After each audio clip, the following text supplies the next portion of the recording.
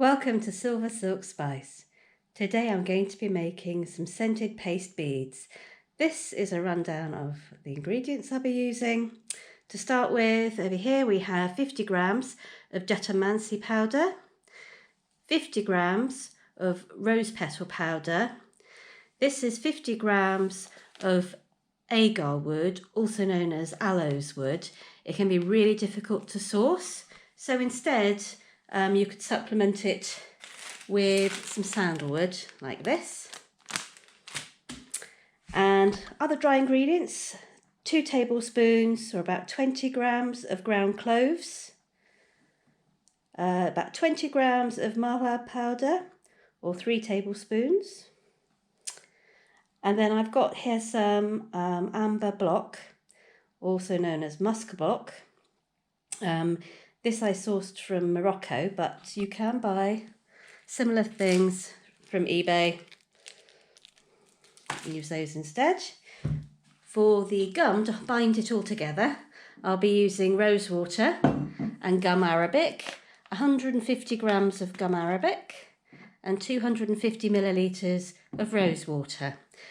And then to add more scent, I'll have 2 mils of Persian rose, about 5 milligrams of Ambergris tincture, 2 mils of Neroli, and 2 mils of Geranium Absolute. This is a rundown then of the equipment that we'll be using. First off, a very large bowl. Secondly, a sieve. This is a fine mesh one to sieve all those powders through. For the gum arabic solution, a saucepan and a whisk, and to sieve it, a normal household sieve. Then a nutmeg grater, that is for the amber block. A cup to hold hot water to make the essential oils less viscous, and finally a little plastic pot to put the resulting scented paste into. So the first thing I'm going to make is the gum arabic solution, and to do that I take my rose water and I pour it in a pan, and I very gently heat it up and just wait for it to heat up a bit. This will take a while. The reason I'm heating it slowly is so that I don't evaporate off the rose water too quickly. Now if there isn't quite enough rose water, you can just top it up with ordinary water or buy a second bottle of rose water. I have a second bottle on hand just in case. Now the gum arabic is in a powdered form. It's an awful lot easier to use it that way. You can use it as bigger crystals, but it's easier to blend if it's in a finer format. So just gonna wait for that to heat up. I can see that the steam is starting to rise here. So I'm going to add in a bit of the gum arabic and start whisking.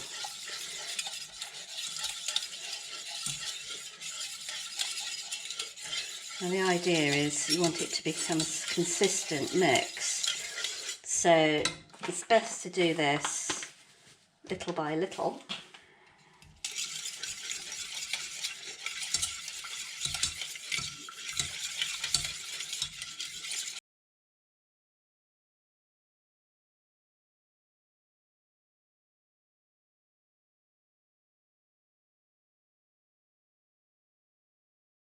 You can see it's starting to take on a cloudy appearance, which is fine. And before I put any more in, I want to make sure that all the lumps have been blended in.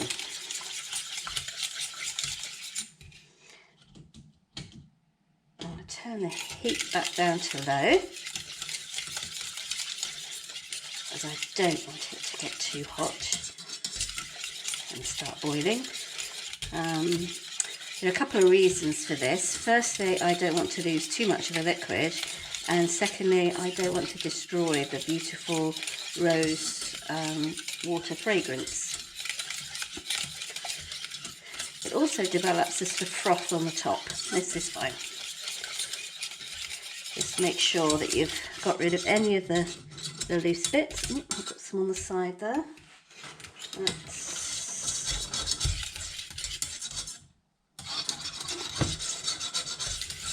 that down. There we are. And just add a bit more.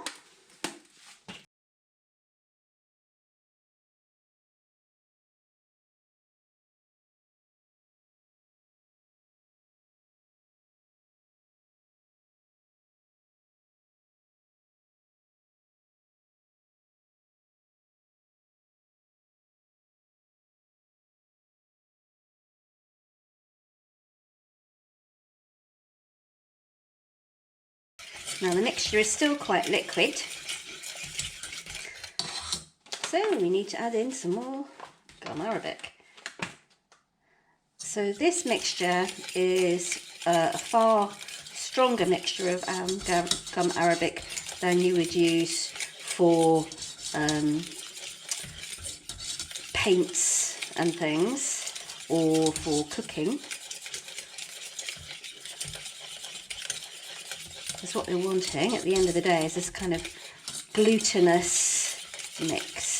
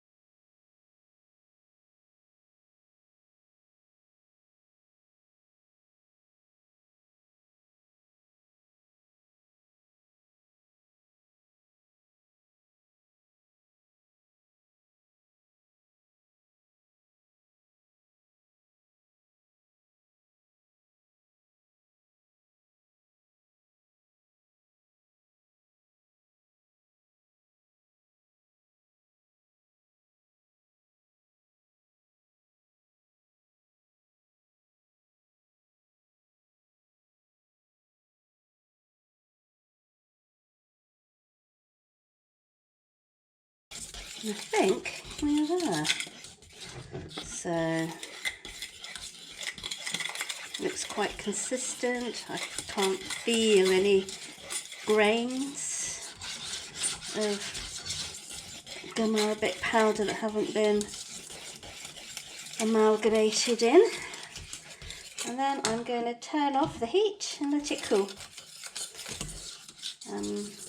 As we're going to be mixing this solution by hand, you need to let it cool so you don't burn yourself when mixing it in. And I think that will do. Okay, so now I'm going to mix in some of the dry ingredients.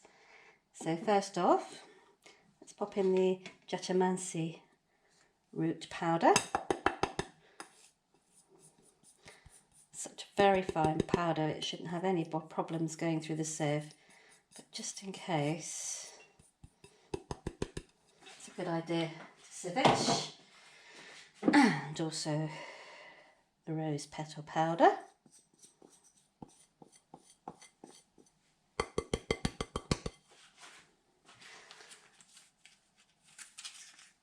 And the Agarwood powder. Yep. I'm going to.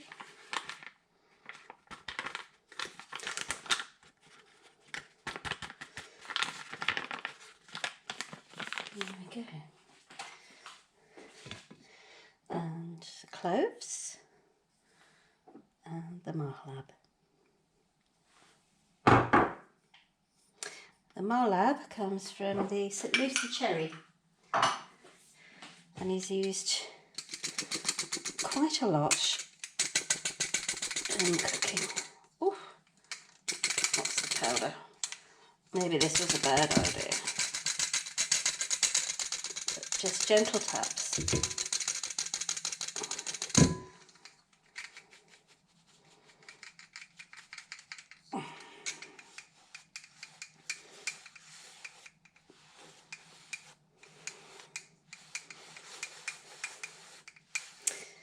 Now these ingredients are very luxurious. Aloes wood, Agarwood, is now critically endangered in the wild. So they've started to build plantations in, I think, Vietnam or Cambodia and Indonesia, and inoculating the trees there with the fungus that creates this heartwood of this dark wood that's been infested with fungi, which creates this most beautiful smell when it's burnt. So there are places online where you can buy it. So they're not harvesting from the wild anymore. At least they're not supposed to. But as I said, if you can't find it, then sandalwood makes an excellent substitute. But as the original list of ingredients I have for scented paste called for it, I've done my best to have as close a link to those ingredients as I possibly can. So it's just sieving through. I think most of the lumps here come from the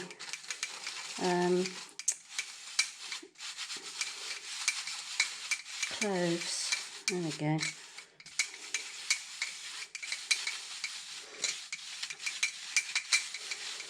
Now cloves can overpower scented paste, so I tend not to use a huge amount of it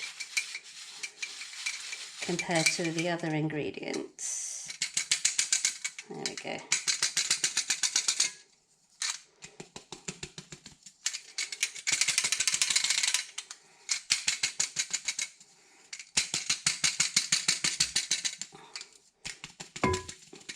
By mixing it all in together, you can be sure that it's kind of pre-mixed already, which is really good. And there's a bit of a time saver.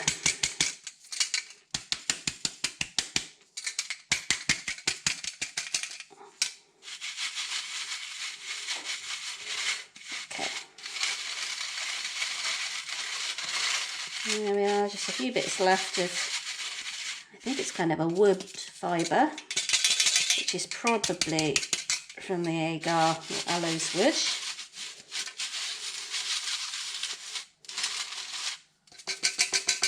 And that, I think, is that. Let's pop these things in.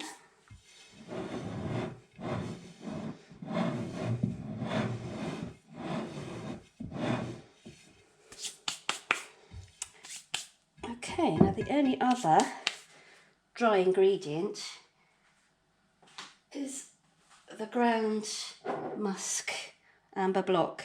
It won't go through that fine sieve, but it should go through this one. There we go. There, you see there's a little bit there. There, we can grind it through. There we go.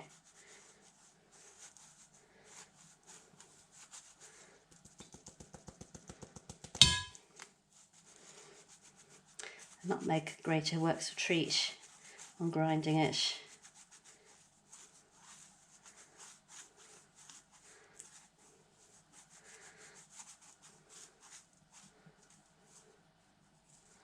There we go, nearly there.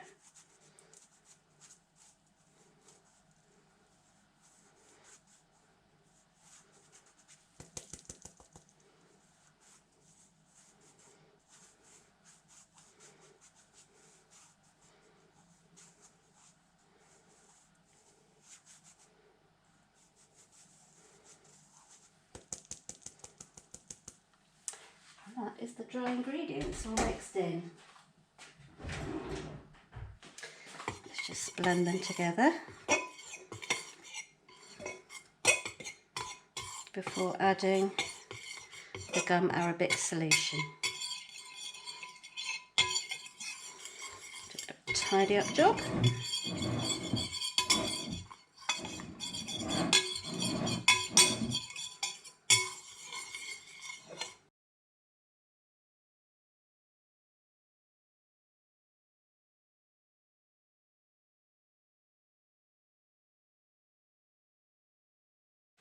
So I'm now going to add some of the gum arabic into the mixture.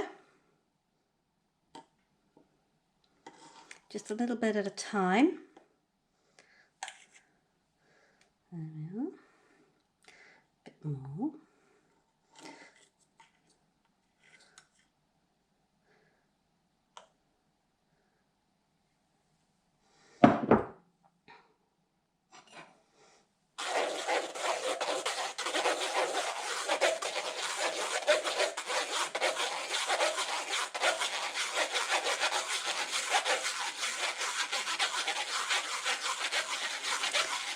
Now it's important to do it bit by bit because it's easy to overdo the amount. So, there we go. I'll mix it in to begin with a knife, although it is huge fun to mix it in with your hands. There's something delicious about getting kind of dirty with scented paste. So I've created a well and I'm just pulling in the scented paste into the mix. That's that. Let's add a bit more.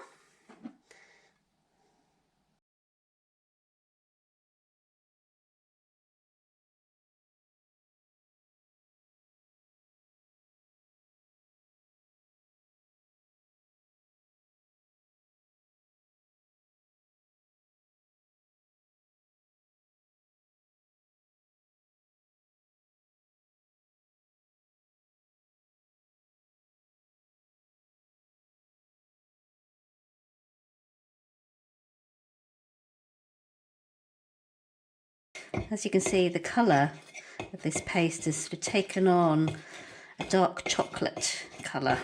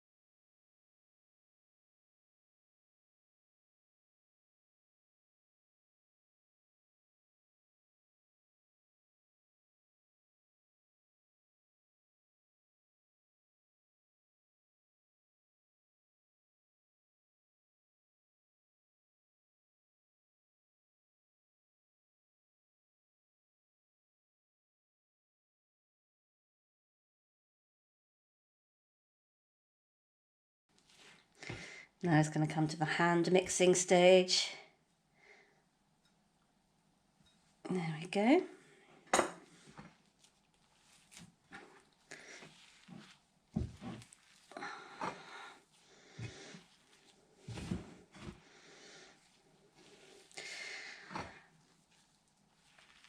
There we are.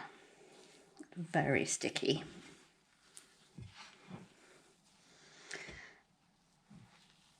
I should really also point out cleanup is really important when you've got the mix of that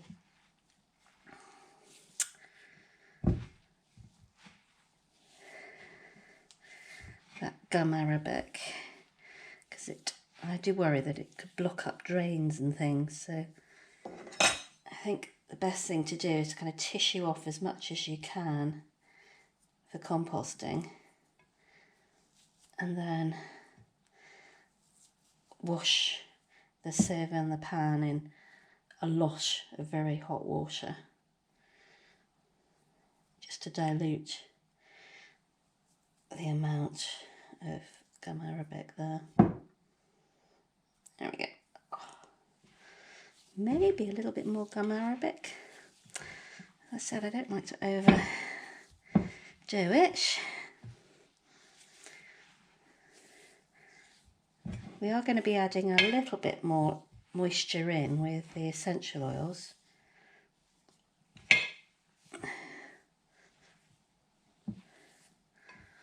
It might need a little bit more, which is going to be fun. Now I'm very glued up. There it is. Almost there.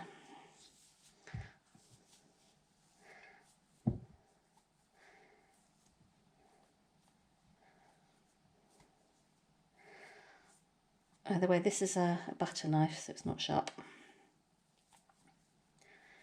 But you could use a spoon, I guess.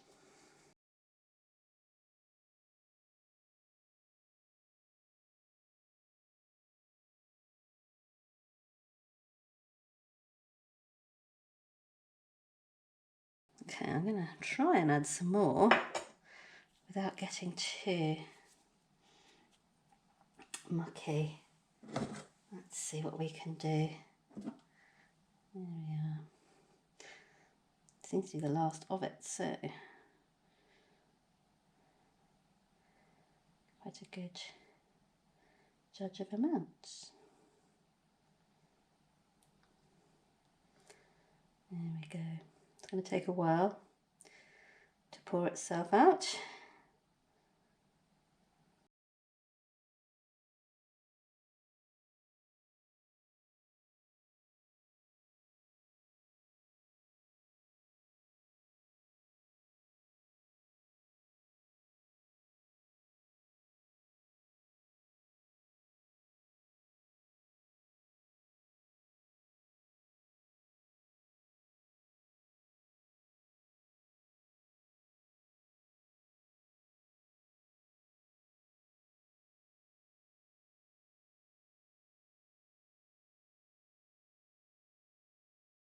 And some more mixing.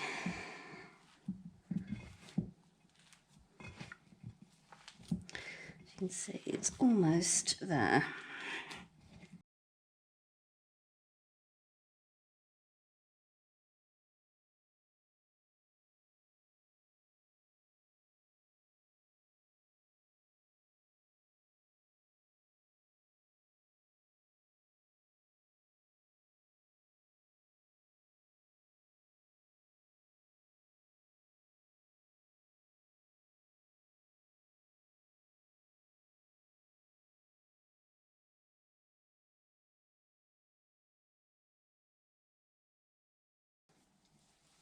It's just a matter of kneading it all in.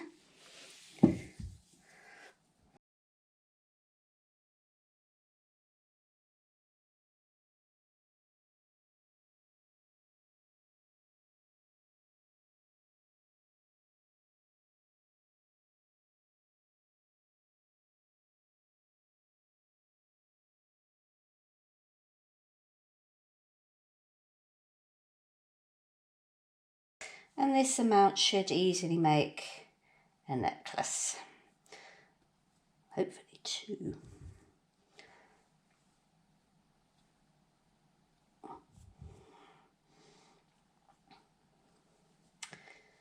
Maybe more if you space them out, I guess. There we go. It's getting there. It will dry out fairly quickly, which is why you need the Tupperware.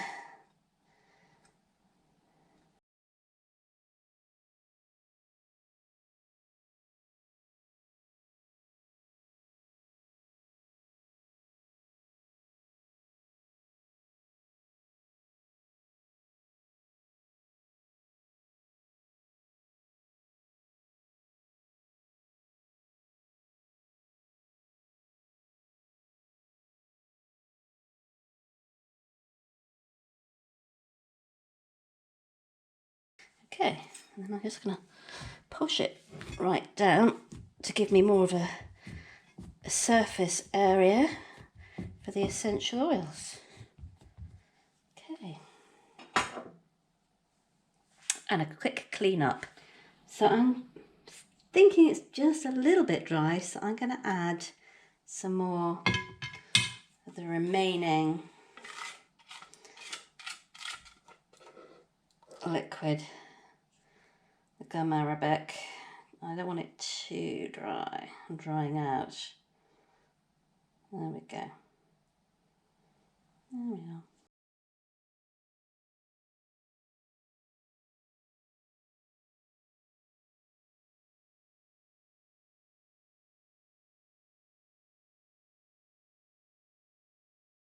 I'm master about it. And my hands are clean. I'm going to add some more essential oils. I'll add some essential oils to it. I'm going to get a cup of water with some boiling water in it. Okay, so here is my cup of boiling water. I'm going to stick the Persian rose in there to soften it up a bit. And let's get a spoon to empty the bottles. In the meantime, whilst the Persian rose is heating up, I'm going to put 2 ml of the Neroli on. In fact, what I might do, quicker and easier, to take the tops off.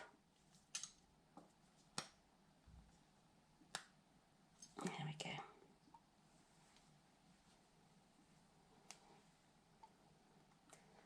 There's the Neroli. And I'm going to put in about 2 ml of the Geranium rose. Let's get that.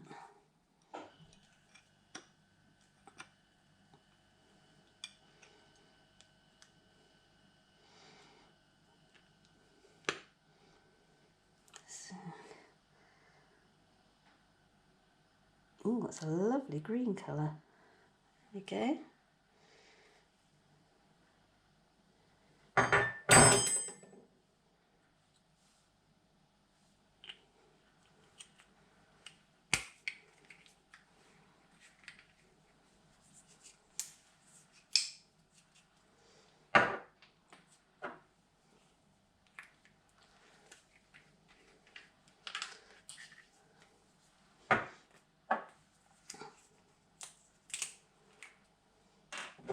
I'm going to add half of this bottle of the Ambergris. Now, Ambergris can be difficult to obtain. I get my Ambergris and a lot of my essential oils from a company called Hermitage Oils. They're based now in Italy. A bit more. They do really good quality essential oils. Some countries ban the import of ambergris. It's used as a fixative. So what you could use instead is something like benzoin or frankincense. There we go. There's one rose one. The other.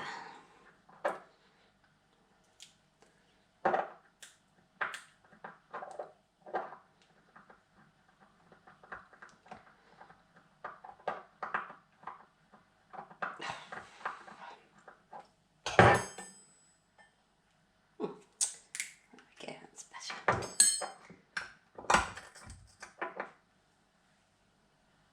There's that. And there is our mixture. And now I'm just going to knead it all in together again.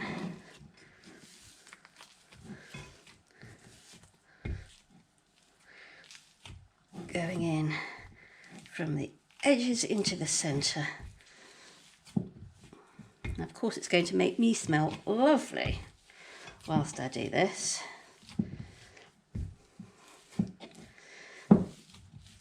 And hopefully this is going to give a good base.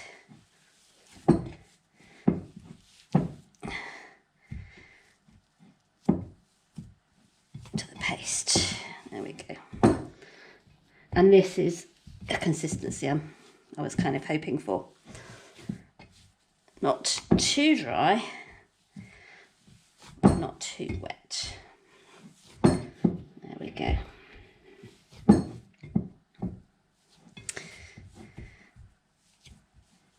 The remaining gum arabic you can keep in a jar that will keep for a while. And you can also use it when you're forming the beads as a kind of a resist to stop the beads from sticking to your fingers.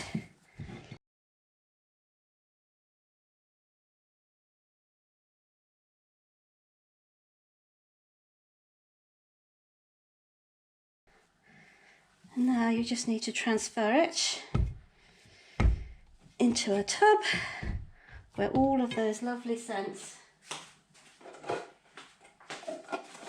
can mingle.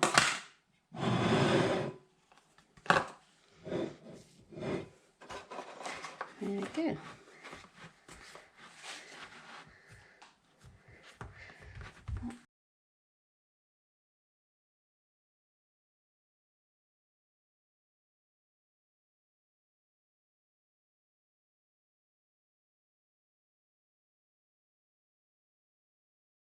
Just squish that down. And there we go. That just needs to be stored in the, well, in the dark really, in a cool place so it doesn't dry out. And in a couple of weeks, well actually a week, it should be ready to start forming beads. So thank you very much. See you next time.